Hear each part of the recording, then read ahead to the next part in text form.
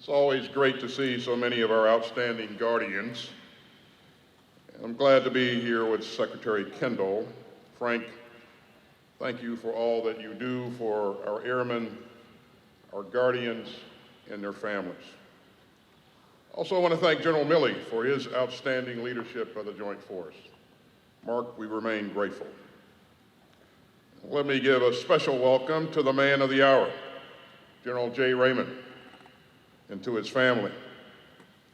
His wife, Molly, has been a tremendous champion for military families for nearly 4 decades.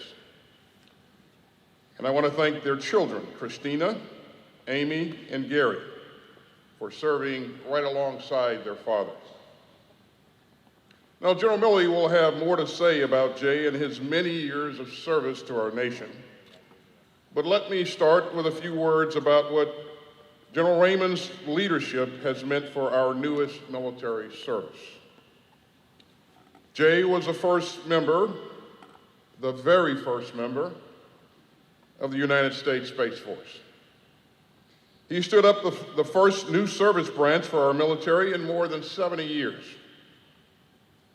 He oversaw the first budget request, the first doctrine document, and he helped recruit tough and innovative warfighters to be his teammates. And then he figured out what to call them.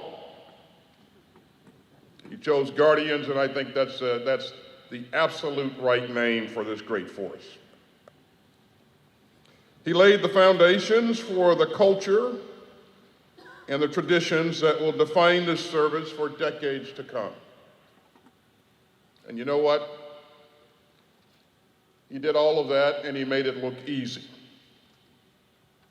Jay, I know that you're proud to be the first Guardian, but even prouder to have grown this force to nearly 15,000 Guardians and civilians who are fiercely dedicated to keeping our country safe in this vast domain.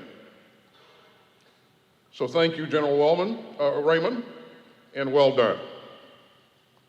And of course, today marks another milestone for the United States Space Force with its first change of responsibility ceremony. And there's no one better to take the helm than General Chance Saltzman. He knows his way around the space domain. He's operated satellites.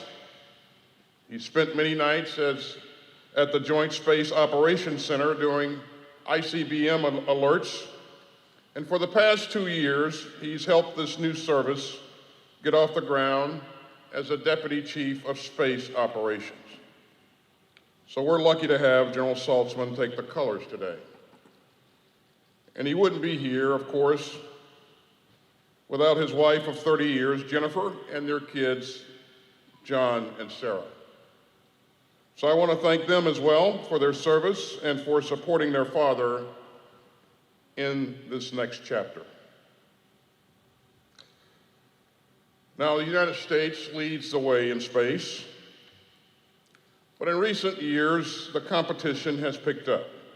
It has become a contested environment, and China and Russia are investing in their own space capabilities. Now, as our national defense strategy has outlined, the People's Republic of China is the only competitor with the intent to reshape the international order and increasingly the power to do it. That's why the PRC is the department's pacing challenge. And today's aggressive Russia is an acute threat to our interests and our values. So to defend our country and prevent conflict, we will rely on integrated deterrence. And integrated deterrence means working seamlessly across all domains and across the full spectrum of conflict, in lockstep with our unparalleled network of allies and partners, to make it clear to any potential adversary that the risk and the cost of aggression far outweigh any conceivable gains. And the United States Space Force is crucial to integrated deterrence. That means space systems that are ever more resilient, It means a relentless pursuit of innovation and technological advancements that will help us maintain and expand our edge.